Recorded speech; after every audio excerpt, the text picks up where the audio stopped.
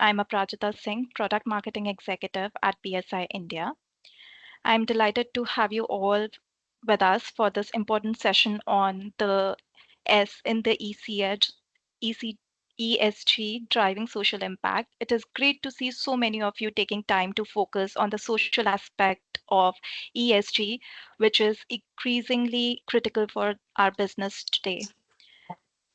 The session is particularly exciting because BSI has partnered with SEDEX, a leading organization in ethical supply chain management, as businesses strive to balance growth and responsibility, addressing the S in ESG. The social dimension is no longer an optional, it is essential for building trust and resilience in our society.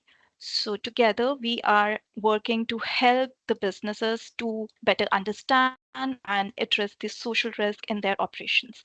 It is now my pleasure to introduce our speakers for today, Ms. Shami Singh, the head of internal and supplier assurance solution at BSI, who has been leading social audits globally for nearly 2 decades.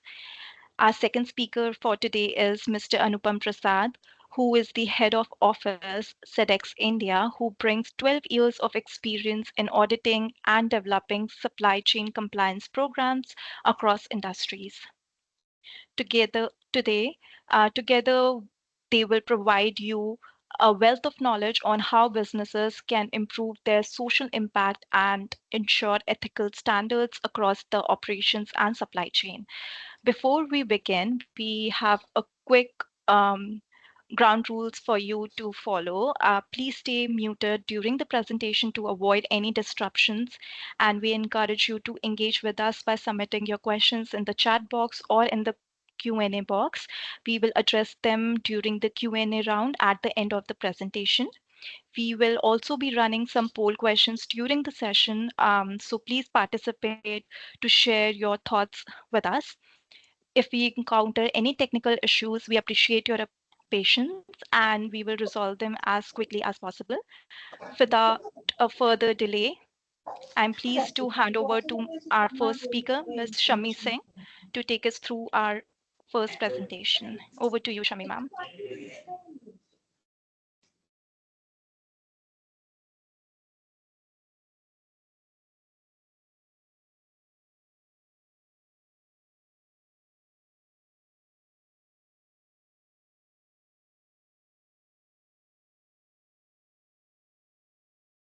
Hello, Shami ma'am, are you there? Yeah, I'm there. Yes. Aprajita, hi. Can you just take control of the screen and help taking it forward to the next slides? Um, Am I audible, Aprajita? yes, yes, you are Yeah, audible, so ma'am. You can maybe, carry on. maybe, yeah, so maybe can you take control of the slides as we proceed? Can you share the PPT and maybe present it? Okay, give me a second, Yeah, please. yeah, Yeah. yeah. Hello, everyone. Welcome to this session. I'm Shami Singh. I head the Global Hub team for internal and supplier assurance solutions within.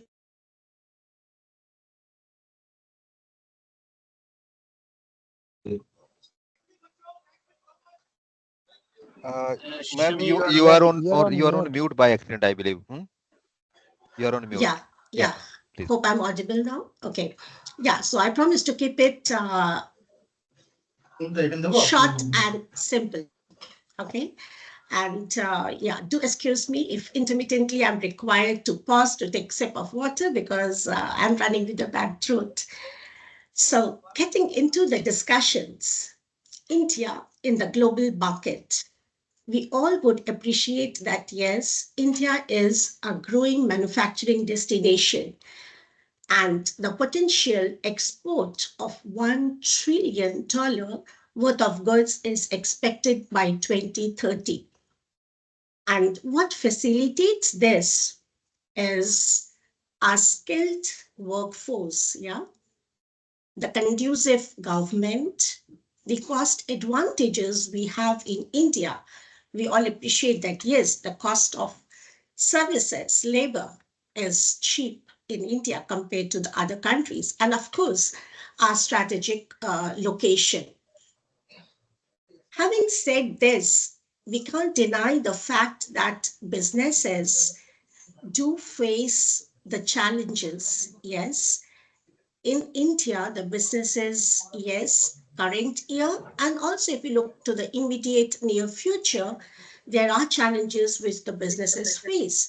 So with this, I would move to a poll question. In the current scenario, what do you see as the top risk for your business? I know we have attendees from different business sectors.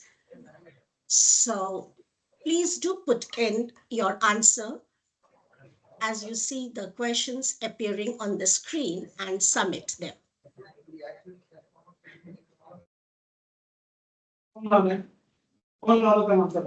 I would request if others could just have your system on mute. So those who have not yet, please put in your answers and submit. Please. So See, madam, we don't have the option to answer your question on the screen. I'm seeing one on my screen. Naman, We couldn't see question is- anything. We are not able to see anything. We were the Okay. screen, nothing is showing. Okay, Only so a photo. maybe Aprajita, if that could be helped. If it is present in chat, I think. Chat we have to submit. Yes, it is also present in chat. Okay, so hope you can have the question seen in the chat. I request if the audience could please mute your side. Have a look at the chat box and please put in your answers. Okay. So if you are able to put in your reply, I request Aman to please share the result of the poll. Ruchika, if you could have a look at the chat of this call, you could have the access to the link there.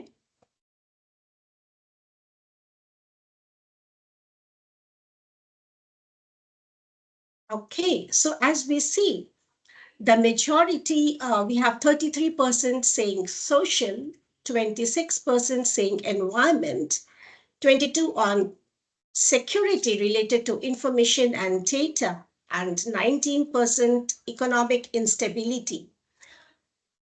Well, so there is no right or wrong answer to this, yeah? So the point is, yes, different businesses in different geographies in the country have their different range of risks. And what is important is that, yes, businesses identify those risks and work to address them.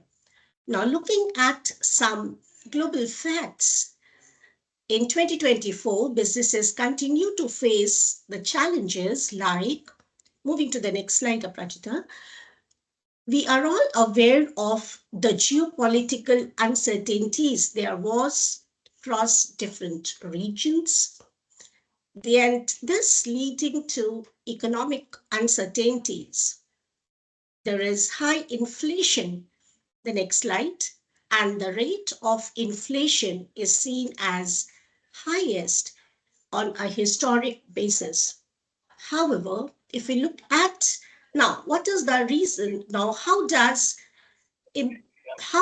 inflation affect businesses and how does it affect the businesses in India? Now, if the inflation is high, it has a negative impact on the buying power of the consumers. So definitely then the sell is a question mark, and businesses definitely have to face the challenge of cutting down the cost, ensuring they are able to still manage the business with profitability, and that crisis comes in. Now, if we look at the buying power of consumers across, India's consumers' confidence in buying is still higher compared to that in the Western countries. So again, to the businesses, we do need to focus on our global customers, on our foreign customers. But yes, if you are only having domestic customers, or if you have domestic customers as well for your business is India, value them, look at their needs, their priorities as well, because yes, we need to be noteworthy of the point. India's consumers' buying power is still much higher as compared to the Western countries. So this is one set of challenge. The next is we are all left untouched by the climate changes.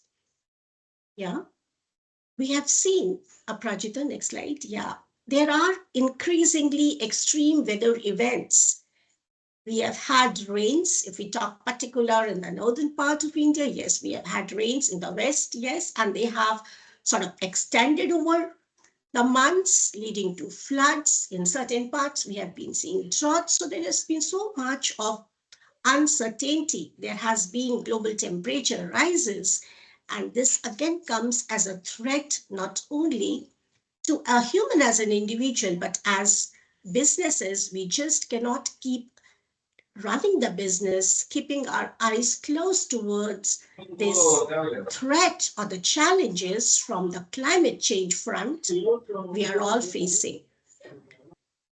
Now, having said this, and having talked about, I would request to please mute it. Having said this, now the crisis on the economic front, on the consumer's buying power, the challenge to have a cost reduction has further put the need for businesses to use technology. So if we move to the next slide, we can see how, Rajita, if you could move to the next slide, how we could see that businesses are using artificial intelligence. The businesses are required to go digital, use technology, automate to improve their efficiency or their value. Now, does automation bring any challenge to your business? Do you see any added risk coming in by the use of generative artificial intelligence? This is the second poll question. I would request all to put your inputs onto this.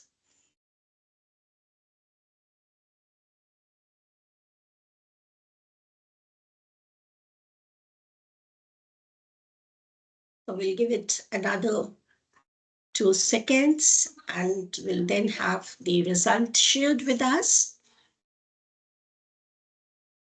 Okay, so again, as I see the response, job displacement is 31% of our participants. Oh, this increases. So we still have delegates putting in their replies. Okay, so the leading risk is job displacement. Okay, 25% is data privacy concerns, which increases.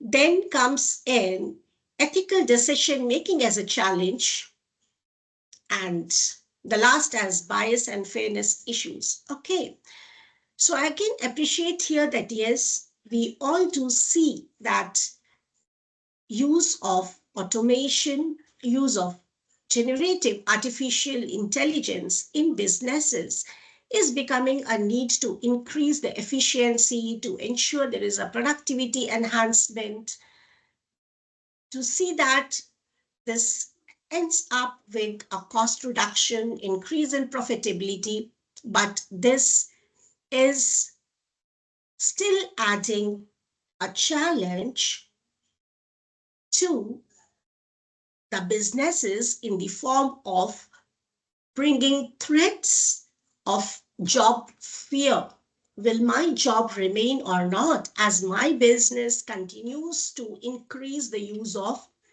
generative AI? Will there be a reduction or cut in the manpower? These are various discussions and various threats in the mind of the workforce. So now again, having this as a fact in the mind, so we talked about the geopolitical scenario, we talked about the economic instability, inflation, the climatic changes, all of these pushing for the businesses to cut down the cost, forcing in or pushing the businesses to use technology to be most cost effective. The use of technology adding another threat to the workforce, to the people involved in the business. So the situation is not easy, it's quite complex. So how do we cater to this? What's the answer? What is the solution to address this? If we move to the next slide,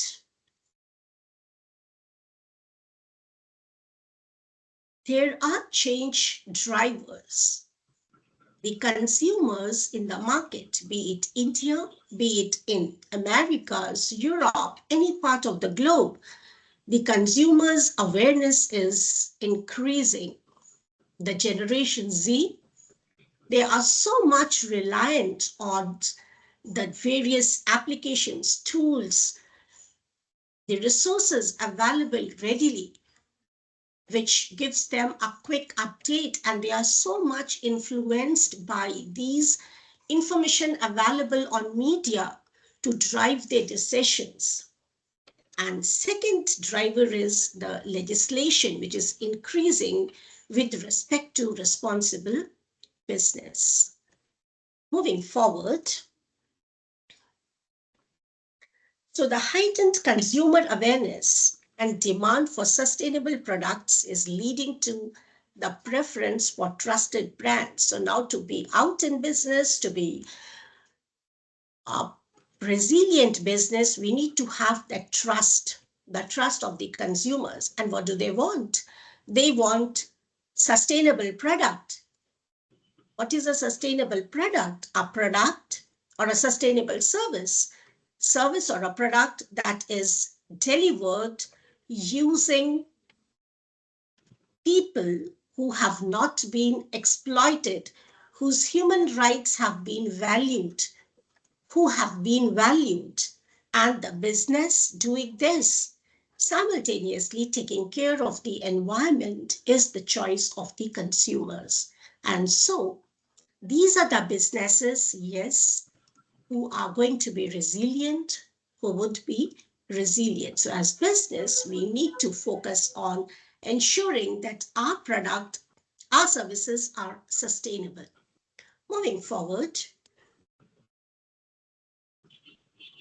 the governments, like what you see as an example, the European Union came up with Corporate Sustainability Due Diligence Directive, which was recently in July released, published, and this compels businesses to prioritize the welfare of their people, applicable to any organization which is in business with the European countries. Further, European Parliament recently approved the European Eco-Design for Sustainable Products Regulation, emphasizing the need for sustainable practices. So there is a push, there is an ask. So it's not left as an option, rather it's now the need that businesses gear up and have their focus driven towards people, towards environment. And if we talk about India, yes, it is BRSR, which is business responsibility and sustainability reporting, which is mandated for the top 1,000 listed countries. So the need is that businesses know what are the responsible business laws applicable to their country, and then knowing that is not sufficient. Have a read through them. Take the support required to have it rightly interpret, and then have them implemented in your business execution. Moving to the next slide. Yeah, so we need to have in this competitive market, in this competitive landscape, the theme for the industry, whatever business you are in, is environment and people focus. Now, looking at the session's topic, which is S in ESG. So moving to the next slide, Aprajita. So environment and social governance is the talk of the day, and the social element in it covers people focus. The businesses need to ensure that they have processes in place which set the right age to hire and engage people in different processes related to their business, ensuring that the personnel involved are not having their well-being and health hazard as they come to work and deliver their services and spend a good time at on site. Again, the practices need to be fair, need to be well discussed with the personnel before they sign up, take up the assignment as a full-time employee or as a contractual employee. There should not be any work which should be imposed by compulsion. There should be arrangement which will allow, which would give freedom to the personnel, be it white collared or be it blue collared, be it a different level, for the personnel to associate, come together, discuss. There should be a strong communication bridge between the leadership team and the rest of the organization. The arrangements, be it related to having the job opportunities, the opportunities to grow, transfer, anything related to the business, it should be fair. It should not be based on caste, color, religion, or any political affiliation. Yes, when there are people involved, it is likely there could be errors. So the businesses have their procedures for taking disciplinary actions. But yes, to ensure these are fair, these are transparent.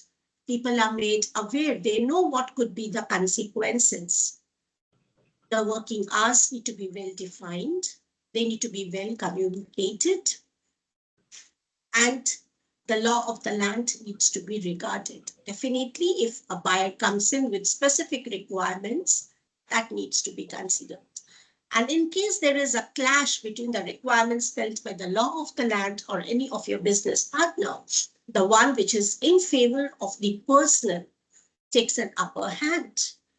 Likewise, people have to be paid rightly for the work being put in by them, ensuring having met their basic needs, they have a reasonable amount, which is minimum 10% of their take home as a saving to meet any emergency requirement. So these are some of the basics of the social governance, but this is not the only set of expectation and ask when it comes to ensuring social governance in the business. Moving to the next slide.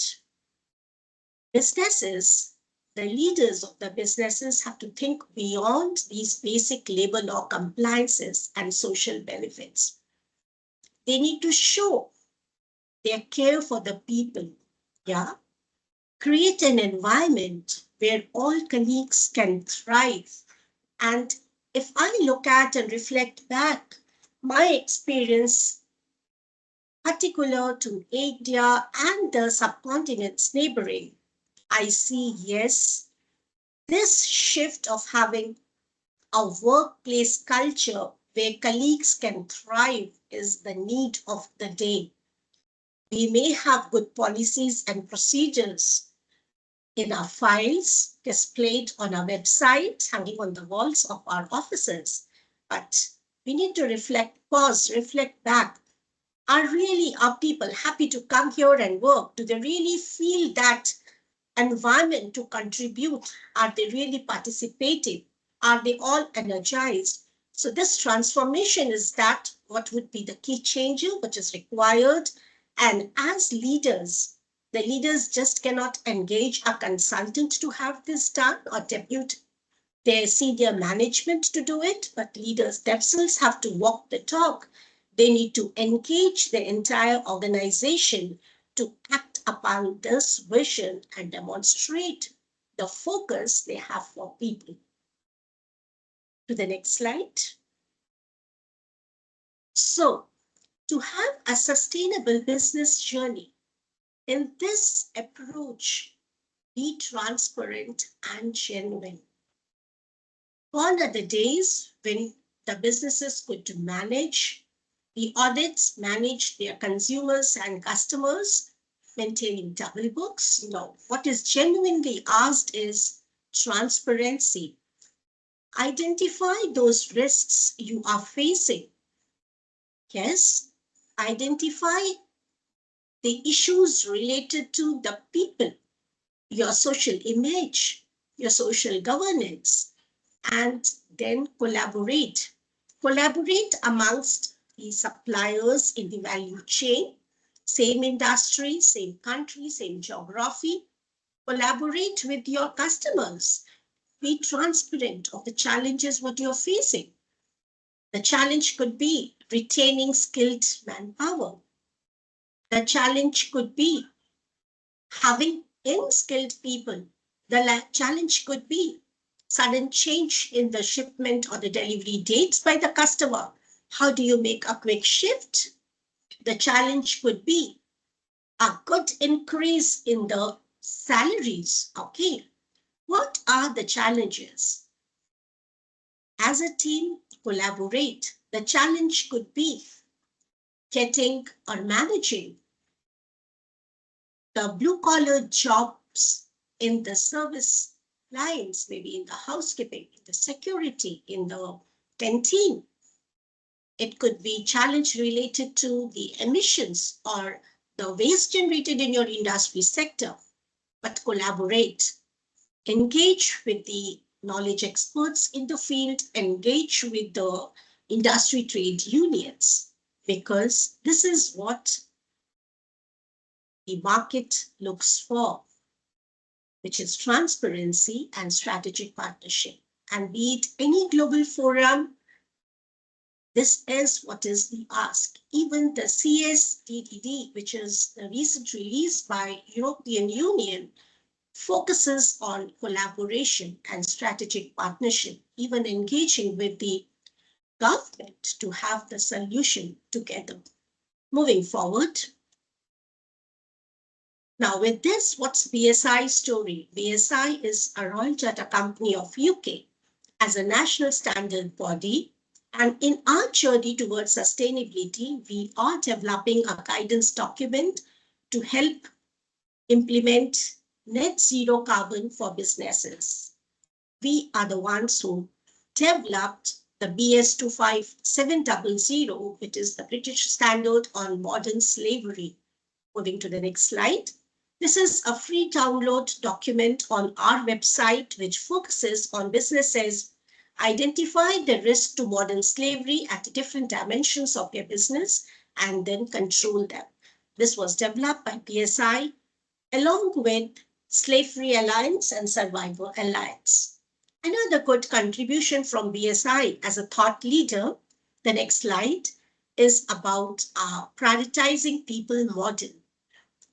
BSI has put up this model which can help businesses create a framework for unlocking their people full potential, starting from basic needs to psychological needs to fulfillment needs. And yes, with satisfied people, businesses end up having more participative workforce, engaging in innovation, resilience, and having an effective workplace well-being. Moving forward. We have our target to be carbon net zero by 2030. We have regularly published our sustainability barometer report. We really believe in and are working towards being a sustainable business and also serve the society by being a support while they move forward in their journey to protect the environment and to have people focus and take care of their people. Moving to the next slide, we have a range of offerings on environment and social assurance, having a global team of auditors and trainers to support businesses understand these topics, get an independent assurance done. We offer platform services to manage the supply chain or the business units of organizations on these aspects. We do have a centralized program management. For more details, you can reach to our website on the next slide, which shows some links on our offerings. Next slide, on our offerings with regard to how we can support businesses for their business units, supply chain units with regard to sustainability. One of our offerings means better audits. And yes, we have Anupam from SEDEX to further enlighten us about how SEDEX supports this journey of S in ESG. Thank you. Over to you, Anupam. Thank you. Thank you, Shamina. Thank you so much. So just before I start, as ma'am was saying, I too am under the weather a bit. So there might be instances where I might turn off the screen just to take a moment to have a sip of water or just in case cough. So it was a great session by Shami ma'am where she touched on all the current topics in the world, what is going on and how things are moving. And taking the inputs from her, I would be presenting about SEDEX, particularly what, you know, the recent changes, as Shami ma'am was discussing, has happened in this ESG space and what SEDEX has been doing to meet those demands, which are very much the requirement on ground in the market. So just a moment, I would be sharing my screen with you.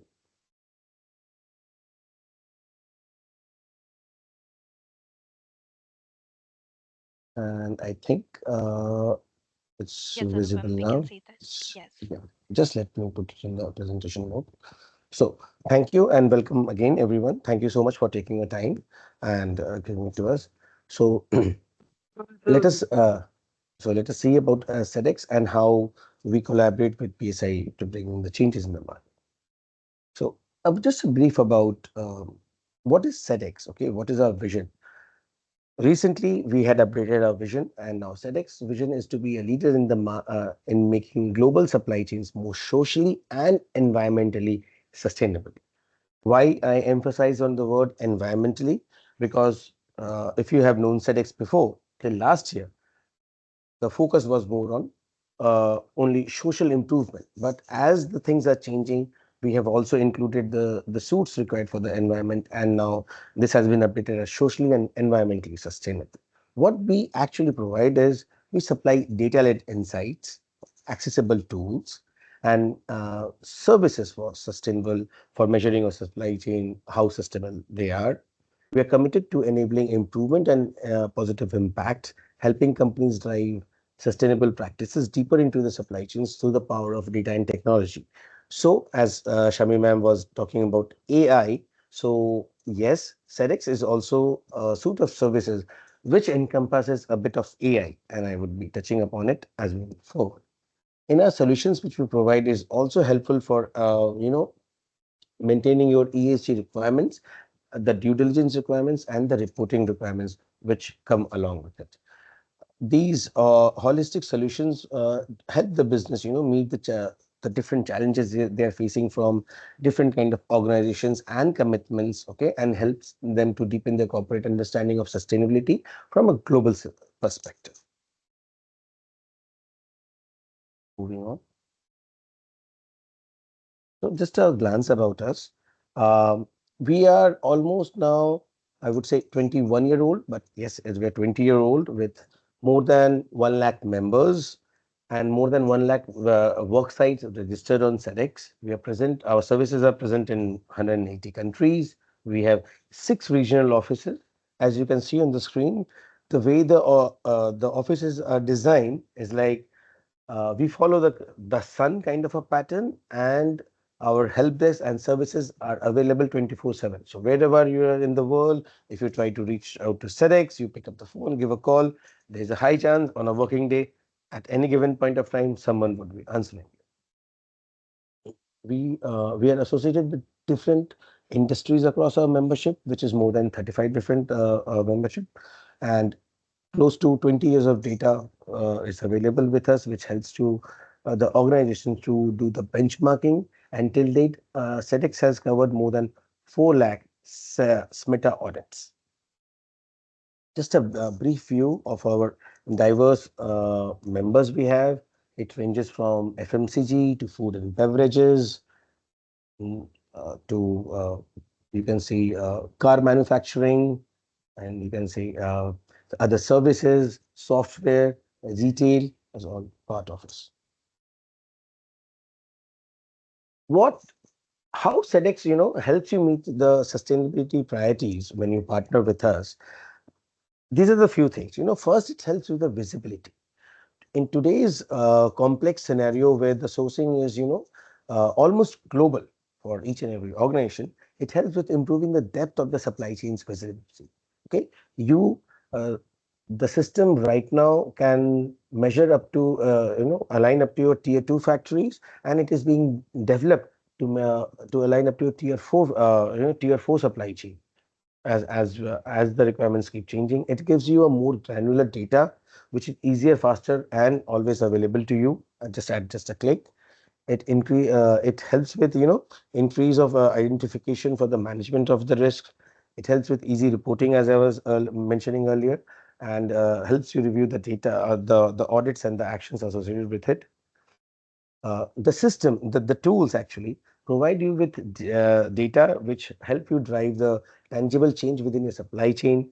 You are you are enabled to make data driven decisions and take the right call as per the global scenario. You get access to the site level data as well as to your organization level data for the ESG requirements.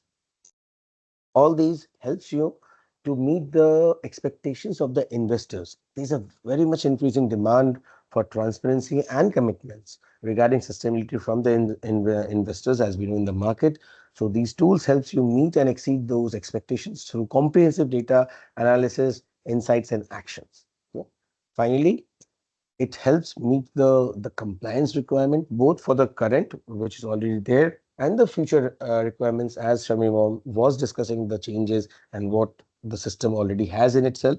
Okay, it is giving the industry a model of a best practice for the ESG government, and learning about and it also helps you learn about the legislations and the changes which comes across from time to time.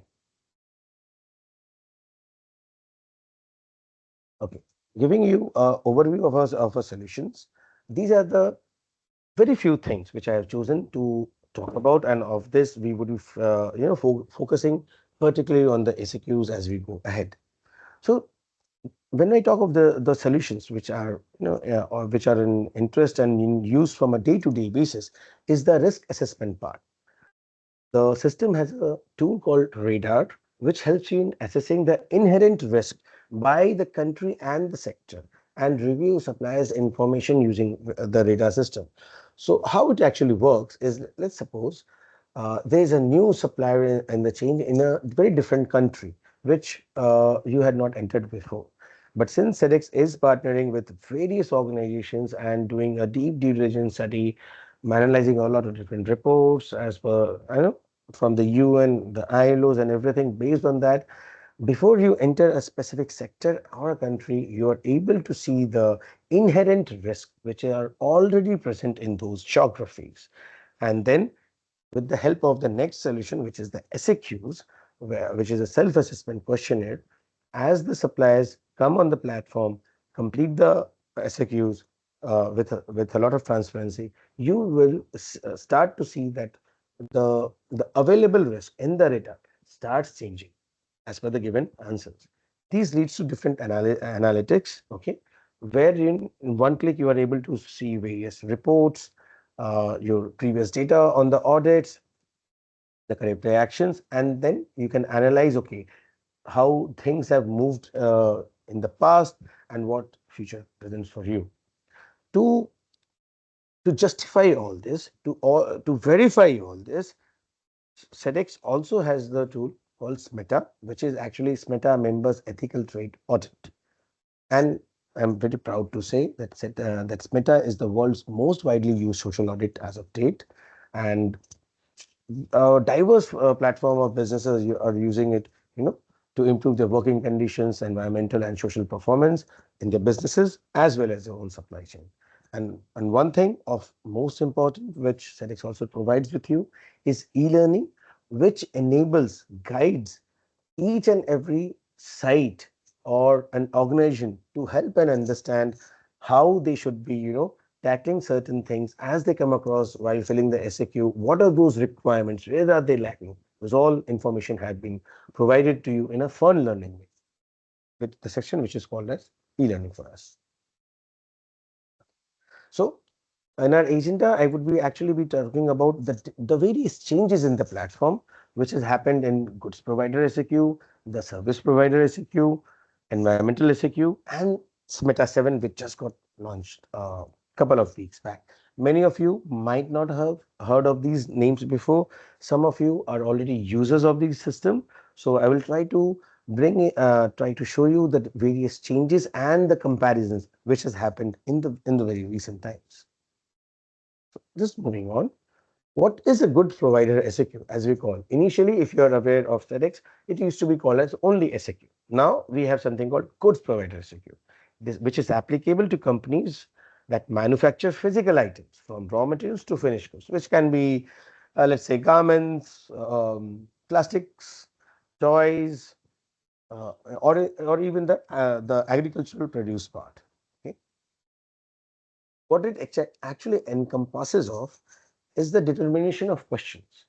Now, through a lot of experience being in the market and being in so many different companies, we understand that not all organizations can be judged by the same yardstick. First, smaller businesses generally are less complex. Okay, they have lesser risk management systems requirement. So based on those inputs, as the system itself helps you identify that, and for companies with fewer employees, they receive fewer questions, which helps in accurately measuring the requirements. The second feature is the level of risk. The number of questions asked is also determined by the level of risk associated with the company's operations. For us, say for let's say there are three different organizations which are all under the goods provider category, but the company operations are totally different. The system has the intelligence to judge that and produce questions accordingly. There is a branch approach process to the questions, which helps you with the additional questions are triggered by specific answers provided by the organization. What is this? Is, the right now we are communicating in English, which is the working language here. But being from different parts of India, we perceive things differently when spoken in English, or our understanding level can be a bit different. So based on this requirement, let's say it's not about a plain yes and no. Understanding can also be an issue there. So it provides you certain trigger questions to judge and analyze whether did you get it correctly, and if something is not in order, why and how. Okay. Also, it gives you, for the sites which recruits a lot of migrant workers and provides accommodation, it requires a lot of examples, a lot of inputs have to be provided, and not just answering will suffice the scenario for the goods provider SAQ. To give you a brief structure, if you recall just 5 minutes back what Shami ma'am was showing, the different sections, the requirements, for a workplace. Similarly, goods provider SAQ has 15 sections to it, which start from the workplace impact, freely chosen employment, living conditions, living accommodation, children and young workers, if they are available, the remuneration, which is wages, discrimination, to business ethics. It encompasses questions from all different sections to give you a holistic view of your own supply chain or your own internal supply chain where the sites are managed by yourself. Okay.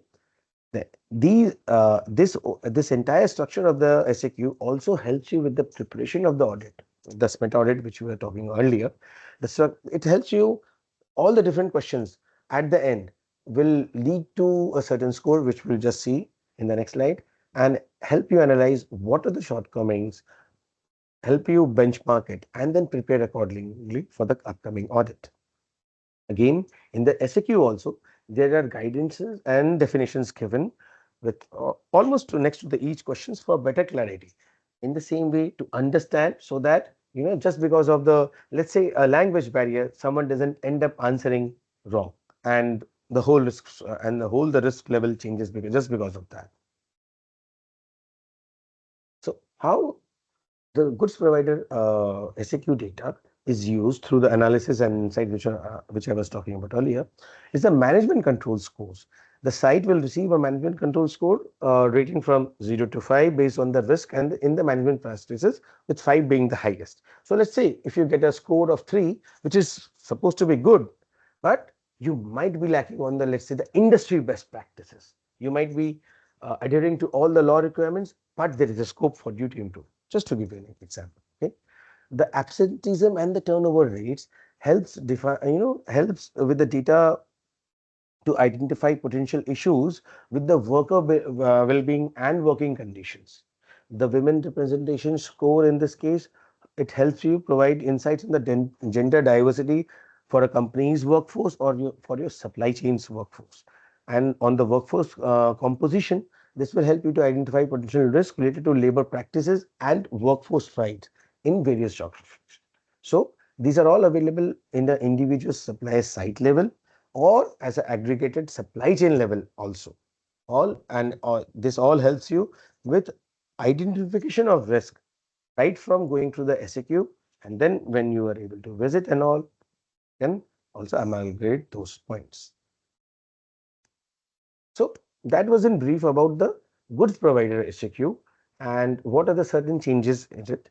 Similarly, we have got just 3 weeks back, we have launched something called service provider SAQ, which has been now been bifurcated from the initial SAQ it was, and it stands alone now. This is applicable to the companies or entities that offer various services rather than physical goods or garment manufacturing as we were talking of, and includes areas for like cleaning, security, construction, transport, storage. Not only these, since we were talking about AI, and the changes the changes how businesses operate now, most of the organizations focus on maintaining and managing their core area or the core product. Rest all services nowadays are outsourced. That is where the service providers come in, and there needs to be a specific focus on them to understand the challenges and be ahead of the requirements. So why should you assess the service providers? Basically, why we are trying to focus on them and have a separate SAQ? It's for the corporate sustainability due diligence requirement. It covers adverse human rights and environmental impacts across their operation and subsidiaries. It includes all the value chain which is related to the provision of services, as we were just discussing in the last slide, and human rights due diligence requirements, as they have been increasing. The different due diligence requirement in Europe, or the different countries of Europe, EU as a whole, something coming up in America, BRSR in India, Japan is also on the Modern Slavery Act in UK as well as Australia. These need you to focus especially on those service providers and their requirements. So there is a separated focus on them. How is it a bit different from the GPSAQ? The goods provider SAQ? It helps covers broad range of services which cannot be done by the goods provider section, okay, and it's not limited to only specific services like housekeeping. It can also be related to IT services. It also follows a characteristic based approach which has a modular dynamic built in it, and the nature is where there's a key generation actionable and relevant information. Wherever it comes, the system will ask you to provide those things, okay. It aligns with the existing SEDEX products, which is basically the GPSQ, and ensures comparability and easy integration. What it means by that is, let's say for an organization, there can be certain set of requirements where they are producing their their own goods or sourcing it the production wise, and they are also taking help from certain set of service providers. They, in this case, they would be filling those different SAQs, and these both SAQs have an alignment in them, so that there is no ambiguity in judging a certain performance or a level of risk when looking at those requirements. Yeah. So I was talking about the sections in the goods provider SAQ. The sections here are also similar but not same. What are the differences? If I can touch upon a few points, is like in the employees and workers section, this in service provider, it will help you identify or ask you for the high and the low level skill of work requirement, like as we have in India, skilled, unskilled, and all that. For when you go to a service provider, there are also certain skill levels which come into the system. Will help you identify those and then produce the questions accordingly. Okay, in this SAQ specifically, there is a section or for contractors or suppliers workers which are outsourced. If you look at the management system part of it, it has been changed and aligned to the SMETA 7 requirements, which we'll discuss right now. And there are new questions which GPSAQ has been moved from here, so that there is a better clarity in the manufacturing organization and in the service provider supply chain. Okay. In the health and safety section, there are questions which are asking for workers who are operating vehicles. You will see in various organizations there are specific or heavy machinery which for which the operators and all need to be outsourced. The organization might not have the capacity to hire and train someone to that specific level. There might also be a separate certification requirement in certain locations. Okay, then the questions are tailored to the specific workers locations. In the living accommodation section, it will ask about workers who are working overnight in those service provider section. For the working hours, it is again tailored to the worker location to have the understanding, okay, what are the requirements or the legal requirements in those sections and how they are being managed. Okay. This section specifically, this SAQ has a section which is specific for local communities, human rights and supply chain. This is a very new section and will capture a lot of questions which directly feed to the requirements of the German due diligence supply chain requirement or the CS triple requirements. In this also there is a small environment section which will help you, look at the potential for significant impact on environment and involve high emission activities if there it is. Okay. So overall, what are the benefits to the user for those different SAQs you get is the improved risk management, which I have been talking about. The data from SAQ will help you companies to identify and mitigate the risk of the workers. There would be enhanced transparency. It will help, the SAQs will help promote this transparency in supply chain by providing data on labor practices. Why?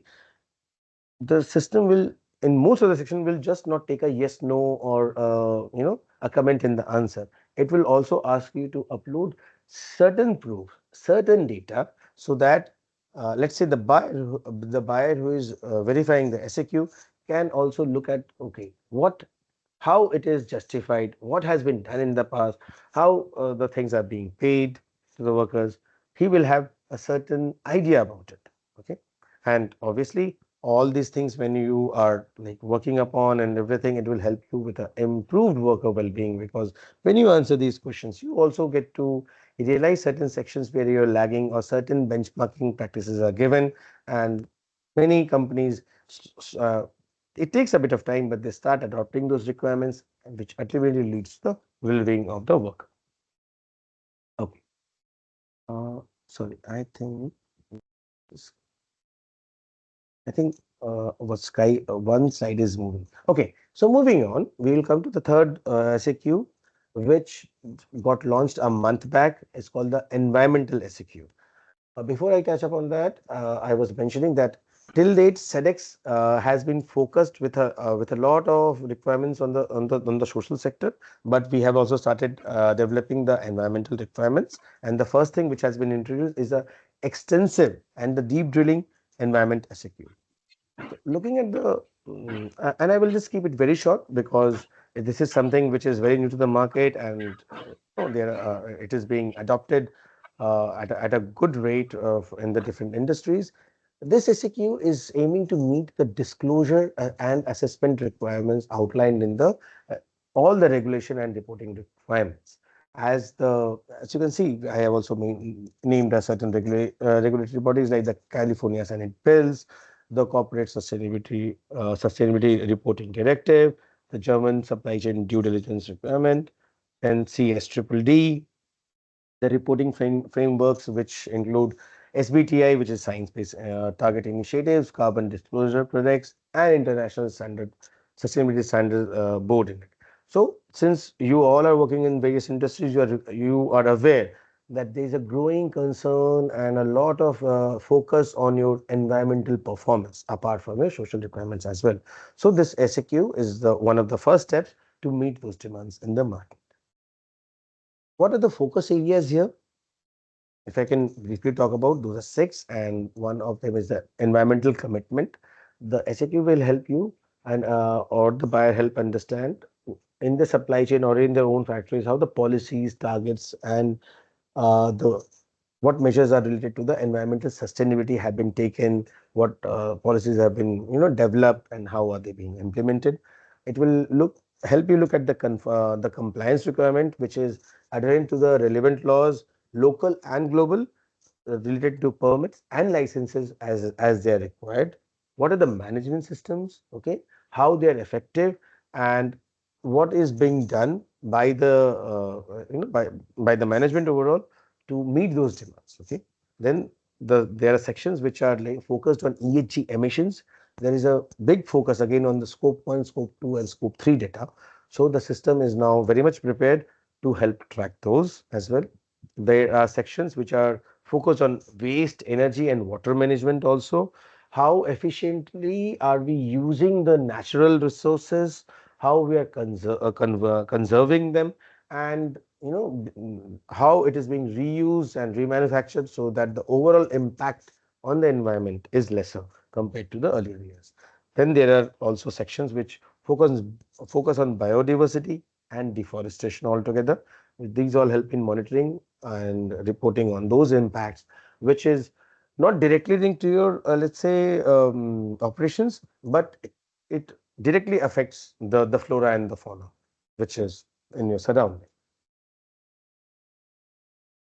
So benefits of this SAQ for the buyers and suppliers members, when I talk on the environmental part, is a demonstration of commitment to sustainability. It helps you with streamlining the processes and the requirements, identifying the improvement areas, getting an access to the relevant guidelines. Many a times certain smaller organizations get bogged down with so much of requirements. Okay, some are irrelevant to them, and but there are no proper guidelines to help you understand that what should be applicable and what not.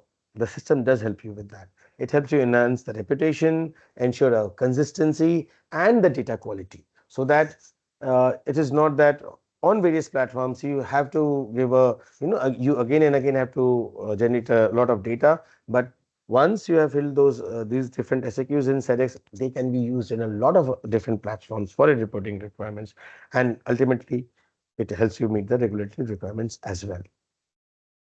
So moving on from the SAQs, I will touch briefly on SMETA 7. Till now, there was SETA 6 in the market. It has been a month that SMETA 7 has been launched, and there are certain big changes which has come into the focus, because through the years, again, the system has understood, we as an organization has understood, okay, what is the current requirement, how the reports needs to be viewed, what are the pain. It's audit is no more about going and finding faults. It is all the companies now focus on improvement. So audit is a tool which helps you identify the gaps to improve. No company, no buyer likes to, okay, that factory is not good working for me. I want to move to a different new supplier and get the things. It's a nightmare scenario. Businesses will not be able to flourish if they have that kind of a mindset. And to help with that, the attitude and the approach for the audits which have been happening have also changed. So with those, there are changes in SMETA also. So we have defined a mission. A mission for it is to increase consistency in audits, improve the detection of critical issues, and help suppliers sustain improvements to increase trust in SMETA. So talking about the changes in the SMETA methodology, if I talk of, are basically there are four pillars to, not four pillars because that will conflict with the 2 and 4. There are four sections to it. The first, management systems. Okay, what it does is helps with assessment against the each area for the ETI code. Okay, so as Ravi was mentioning, SEDEX is also an UK based organization, and the SMETA system has been designed on the ethical trade initiative requirements, which is the ETI base of code of conduct. So that has been the base, but that is not everything. And over and above that, there are a lot of different requirements which has been coming. So it helps, covering those bases and your fixed criteria. It helps with identifying recurring risks, hidden issues, and potential future issues. There is a big focus on two parts, which are workplace requirements and collaborator. What is the workplace requirement? Now, the SMETA 7 tool will list what auditors should assess against the ETI based conduct requirements and local legislations. So, what should be the focus for the local law requirement and the global expectations? It will help provide clear compliance directions for suppliers and satisfy the buyer's need for adherence to the various codes available. Collaborative action requirement is something very new. Okay, so these are findings or observations which have no mandated closure time, because we understand the system recognizes certain specific issues cannot be resolved within a short time frame, and they need a lot of additional input from the stakeholder. When I say, can be the buyer, can be the governmental organization, or some other organization which helps you improve the factory altogether. So there are a lot of issues which cannot be only left to the certain supplier to correct it. We all have to join our hands and help them improve that. There are a set of new data points which helps you provide additional context on supply side and better analyze the supply chain risk and help identify the next steps for improved due diligence requirements altogether. Yeah. So talking on the additional data points, now there is a audit report in SMETA and a separate CAPAR report. Okay. These data points provide both important information as well as context on the site being audited and gives the clarity to the buyers and increases the scope of the audit altogether. These can be found in the sections which I was saying. So in the site details, there are additional data points. Same has been done for worker interviews, worker analysis, measuring the workplace impact, and set there are different data points which are there for each base code area. Now, when I say that there are additional data points, doesn't mean that meta audit has become more longer. No, there are a lot of things which have now, as per the changes in the due diligence requirement, are now obsolete. So those have been taken off and replaced with these new data points. So overall, we have become more data smart. The audit report itself has become shorter because there needs to be a focus on the core issues and not on the literature of the things, and those data is more easily accessible. As the audit report gets uploaded to the system, the user can have a very easy access to it for their own analysis. Okay, I think this would be the last slide. Okay, so when Shami ma'am was towards the end of her presentation, she was talking about the workplace, scenario, culture, which is not limited by certain laws and everything, and those need to be, actually thought upon and discussed upon to help with better practice.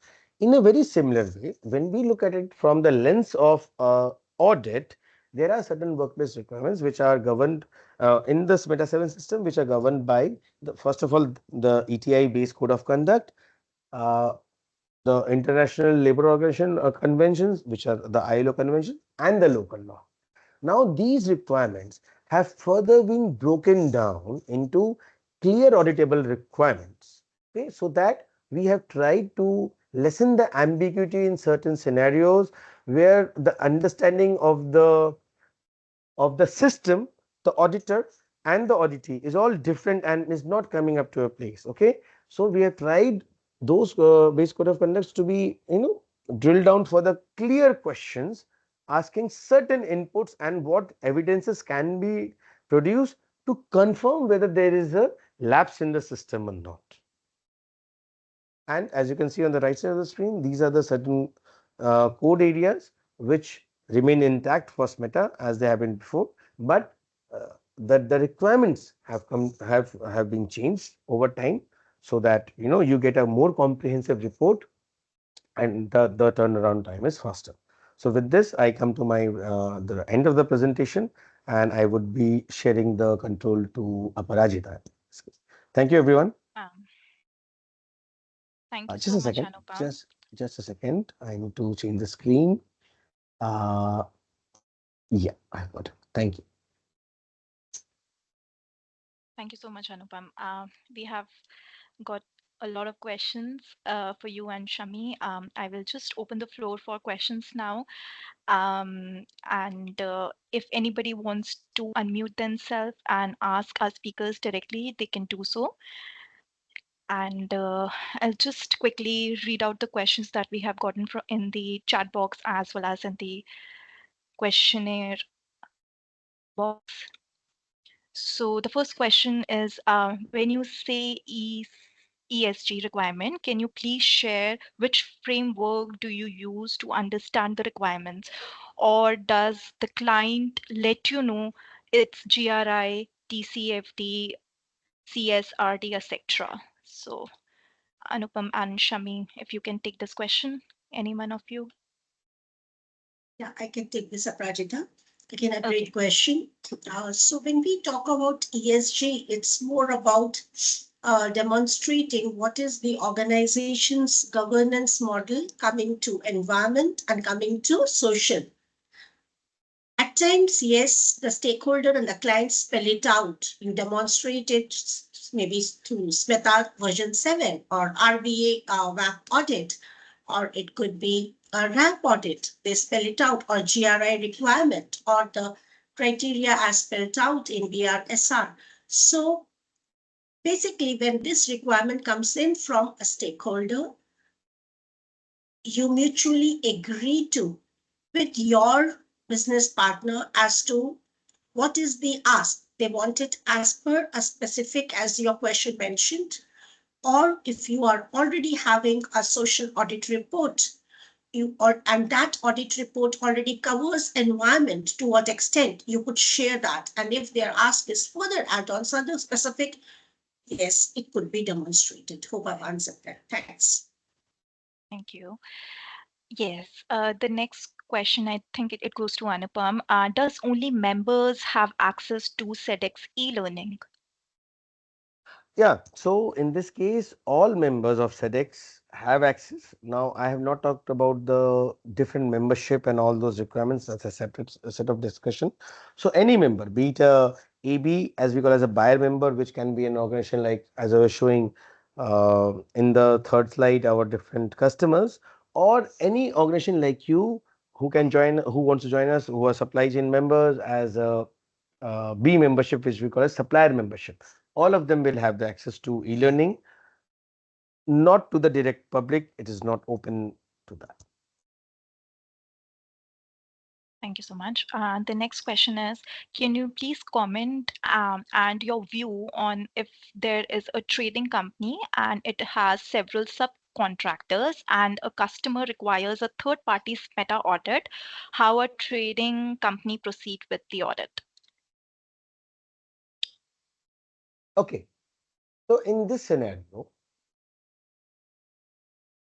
when this trading organization comes to SEDEX, okay, and they fill out the site details, they will fill in what are the certain services, if they are providing services. Trading body most probably will come under a service provider because they are intermediaries, or in certain cases, as we have seen in the some of this trading bodies also have their small manufacturing units also. As and how they declare their nature of business and the services, the system will then give you appropriate SAQ I was talking on, and based on that, if there is a requirement from the buyer for an audit, they need to go for it. SEDEX, we keep to the platform, the tools, the SAQs. SMITA is an added service which is decided by the buying organization. We do not recommend that you need to go for an audit or you need to get that check. What we say is you need to fill the SAQ with all those requirements which is there, so that the initial risk level is available to the organization. The audits is something which is managed by the sustainability policy of the particular organization. Now, look, some companies want to audit all their the supplier members, including traders. Some companies are in at a various stage of their sustainability journey and will keep the audits restricted to high risk suppliers only. So it depends on the buyer. We do not tell the any organization that you need to go for an audit. It is up to the SAQ what we say. Thank you, Anupam. The next question goes both to Shami and Anupam. Does BSI or SEDEX have any system in place to carry out double materiality assessment? Okay. So when it comes to BSI, currently we are not doing this assessment, but yes, handholding and providing support to prepare for this is an offering by our consultancy services division. Over to you, Anupam, for SEDEX. I just want to clarify, it is materiality assessment what you talk, right? Double No. materials. Yeah, no, there is no specific dedicated section which is for materiality assessment. However, when you go through the process entirely, there would be small questions or sections which are indicating to that, nothing dedicated for that. Okay. The next question is SAQ is similar to the CDP or B Corp questionnaire? And second part of that question is, can SEDEX support a client in being compliant to CDP questionnaire? So CDP, no, the first of all answer, the flow of questions, the design, if you compare both, you might find similarities in it, okay? But CDP questionnaire is totally different. The SEDEX, the various GP, SAQ and ESAQ are all all different. There can be some similarities on certain topics. To answer the question, I think what was the second part?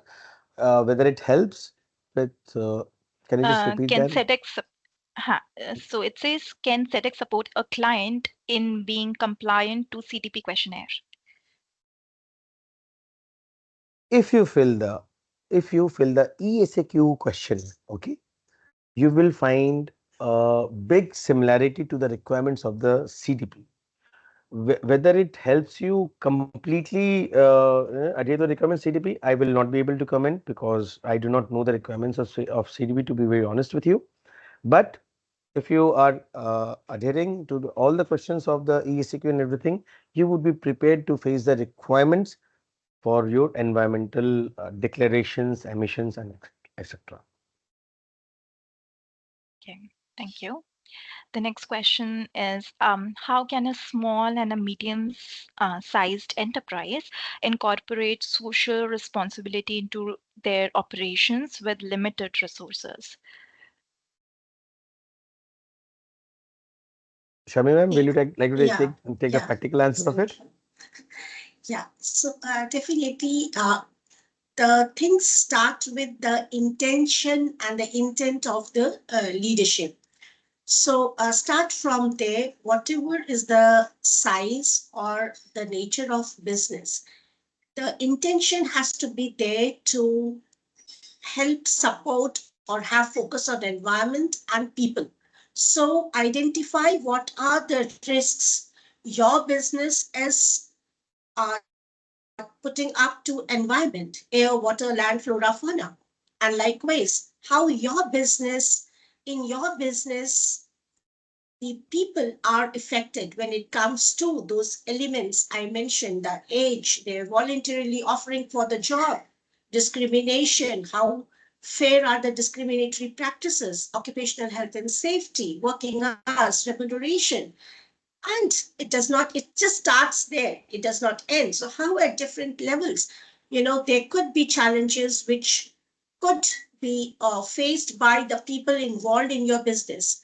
Are they being forced? Maybe the contractor you work with, are they being paid rightly? Are they being paid timely?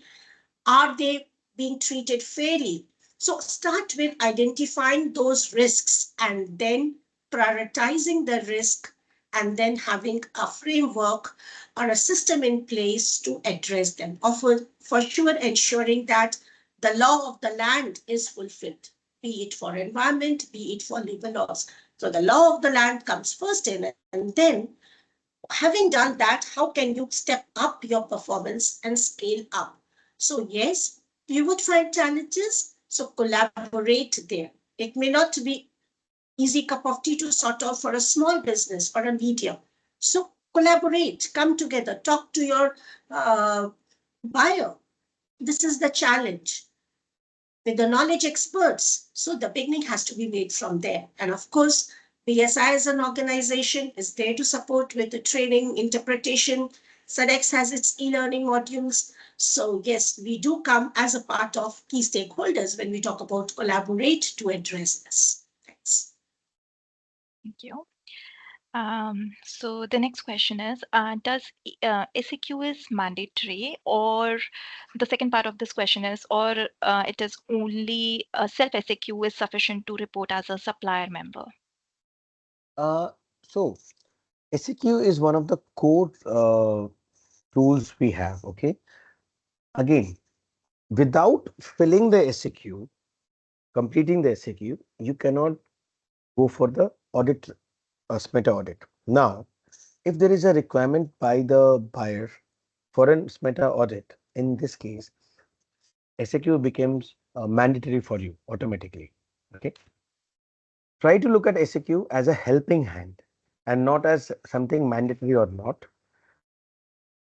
Let's say right now you're on the platform doing business with 3 different buyers.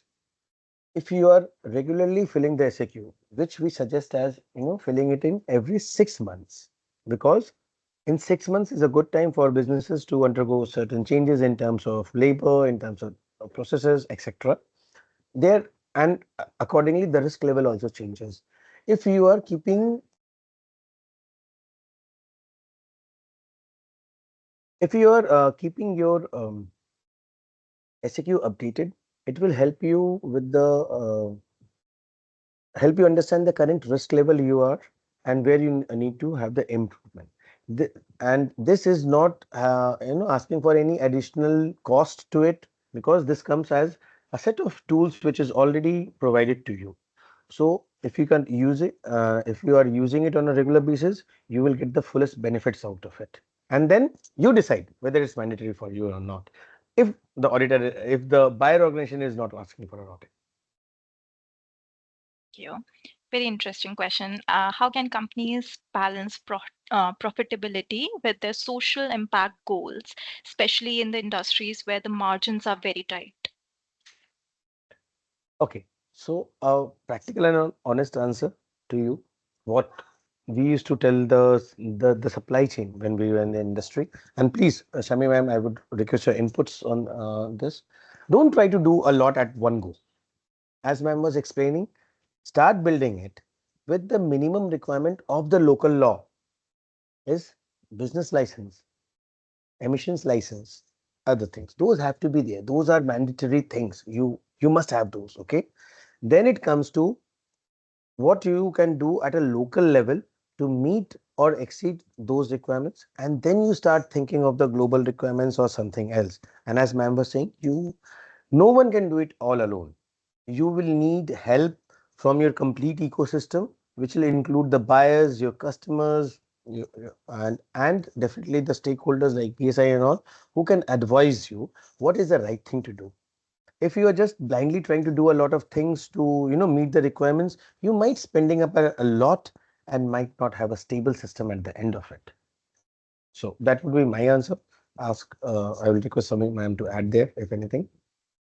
Yeah, fully agree with the points shared. And I would like to recall that particular slide on prioritizing people model, which was shared as a part of wherein BSI is a thought leader on it. So it is a tool again. Have the buy-in of your people. They are your biggest asset. When that is addressed, definitely they become your biggest strength and a differentiator. So, you have a buy in there, and definitely it's not just people coming in, doing their work hours of work as per their shift, and then moving out. No. So, that people and having their buy in, showing them, you have their trust does wonders, be it a service provider, be it a manufacturing sector. So, that definitely could be a differentiator. And so, if you have a thriving workforce, you would have their support, so it'll be a happy workplace culture, and then that becomes again a turning point. Thank you. Um, Next question is, how does the use of technology, since we are hearing a lot of buzzwords like AI and data analytics these days, how this can help in monitoring or managing the social risk across the supply chain? Okay. So what AI and all particularly things do for you, if you look at it in a nutshell, okay, and from a Microsoft view, it helps you, it makes all the various information available in separate pockets at one go. You have it on one plate. How the, what I was trying to show, the changes in SEDEX and all, what it has done, like the sectorial risk or the radar which gives you the country risk. Okay, let's say you are a company or a supplier in India and you are now trying to source a raw material from Vietnam. Okay, there are certain risks which are inherent to that particular geography. It can be related to, let's say, medical services or the age of working. A very interesting point for you. When I used to work in the telecom industry, and that is where I first met Shami ma'am in one of the training sessions. That time I remember Myanmar had opened its market to the world. Their legal age of working was 13. In the country, if anyone is 13, you can employ them for different related work. So whenever a new geography opens, there is a rush of different global companies which go there to work, to source and everything. Now there was a conflict. If you have to work in or source from that country, you must respect the local law, which is asking anyone from the age of 14 can work. But if you look at the international guidelines, no, no one below 18 can work in a factory. So it is, so this is what AI helps you with. It makes you aware of the challenges and the requirement. Different processes, sectors, countries be there. Nothing beats human intelligence till yet, and I hope it will not in future. So it will help you take better decisions and be better prepared for those things. Thank you, Anupam. I think I will close the Q&A round here. Whatever questions are left, we will try to answer you in our upcoming emails. And and as we draw near to the conclusion of today's insightful session, I want to extend appreciation to our audience and our speakers, Mrs. Shami Singh and Anupam Prasad, despite of being under the weather. Thank you so much for being here. We will share the presentation with you all at the earliest. And I would also like to invite you all to stay connected for our upcoming sessions in the coming months, where we will take a deep dive into the topics like environmental management, BRSR. And thank you once again for your participation. We look forward to welcoming you back in the next session. Thank you so much. Thank you all. Thank you everyone. Thanks, BSI. Bye. Have a good day. Thank you all. Thanks. Bye.